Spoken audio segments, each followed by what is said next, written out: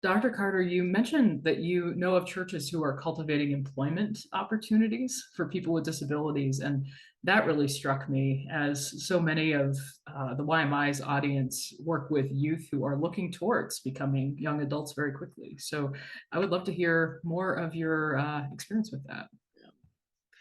Yeah, one of the ideas that undergirds all of the work around the belonging is this desire to make sure that young people flourish. I think that's the mission in many ways of your institute as well, is how do we help adolescents flourish in their faith and in their lives. And for young people on the cusp of adulthood, thinking about what they want to be and what they want to do and where they're being called, what kind of vocation they're being called to. Those kinds of questions and excitement about the future are also present among those with disabilities. Again, it's one more place where it's no different in that sense.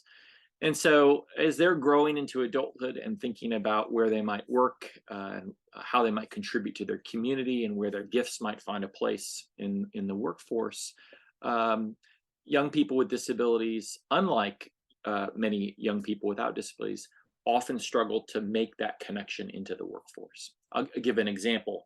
The unemployment rate for young people with intellectual disability in the early years after leaving high school is about 80 to 85%.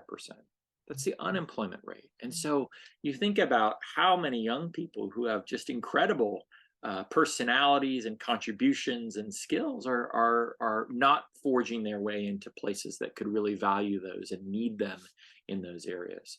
So this is a place that churches can think creatively about how do we help young people flourish in their vocations as well. So we had a project a few years ago called Putting Faith to Work, and it was a really simple idea. We recognize that when members of a congregation without disabilities are out of work, those churches often kind of mobilize and they come alongside that person and they say, how can we help you? What can we do to support you? How can we help you connect to a new place, or encourage you along the way, or help you with that resume, or provide transportation to wherever you need to go? We mobilize and we do that. But when disability is part of the equation, it's interesting, we don't often do that. Sometimes maybe we assume there's a service system that kind of takes care of that. Or maybe we feel like, wait a minute, I don't know anything about disability. How could I help this young person in that area? And I would challenge that notion as well.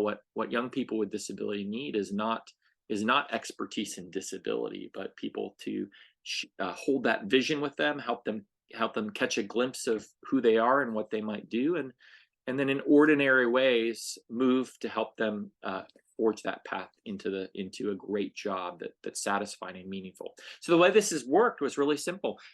We worked with a number of churches that had youth or young adults with intellectual disability. Those youth and their families invited some people from the church who know them, and others who don't know them very well but are really well-connected people in the community. And they got together for an hour and a half or 2 hours over a favorite meal or snacks. And they had what we call in the service system a person-centered planning meeting. It was just a party in these churches. And the idea was to sit around and ask some good questions. Who is this young person? What do we notice about the ways God has wired them and the things that they love to do? What are the things people compliment them on? And the kinds of experiences they've had that might help us catch a glimpse of what kind of job would be a really good fit. And after just this process of learning more about them and the kinds of things they'd love to do and the things they would hate to do, they start to say, well, who in this church works in a place or shops in a place or knows someone in a position in a place like that could use someone like this? And they begin to network and make connections. And we found over and over that young people with disabilities that a service system couldn't figure out how to get them a job ended up connecting to really supportive places because someone in the church knew them and also knew a place that could make that hire. So that's how jobs happen, actually. So often is Yep. Yep. but when young people with disabilities aren't known well or known at all, there aren't people to do that. So we've seen that in many ways. We've seen congregations that from the pulpit, they've said, listen, this is This is about helping, being faithful as employers and coworkers is about widening the welcome in those workplaces. And there's a really good call that one can make about the importance of work to a flourishing life, the spiritual value of that, Yeah. and that being no different for people with disabilities. So we have a guide called Putting Faith to Work. That's the website, puttingfaithtowork.org. It's completely free to download, and it just walks you through some ways that different churches have done this. And what excites me isn't that many young people get jobs because of that. I mean, that excites me. But young people become known in their church through this process. And they're not known, as we talked about earlier, as just a single story about challenges. They start to discover, here's a person who has a lot to share. And how do we help this person share within our church and to minister here and to serve and to.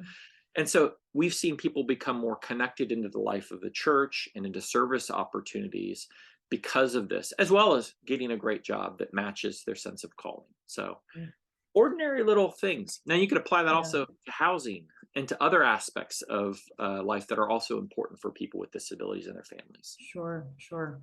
When I can only imagine that all of this and really anything that undergirds your sense of belonging, it completely affects mental health and the sense of well-being and sense of self-worth that we try, as those of us who are Christians and people of faith of all faiths try to encourage in young people. What a gift, though, to be able to listen that deeply and then to help foster a sense of you belong here in the church and you belong here in the world too. You have a home, you have a job, you have a space. So that's You really know, lovely. if I might just add one other Yeah. comment, many people with intellectual disabilities are connected to service systems who are charged with helping make these connections to jobs. So there is this service system out there, but that service system never in a planning meeting asks, what do you feel called to do? Or what were you created to do? Yeah. That's a question that the church can distinctly ask, and it's really a powerful question. So even if it's not in that way of being the one who's directly making connections, to have the voice of people who know that young person part of those planning meetings to raise those questions or share those stories can also be really powerful too. Yeah. Thank you.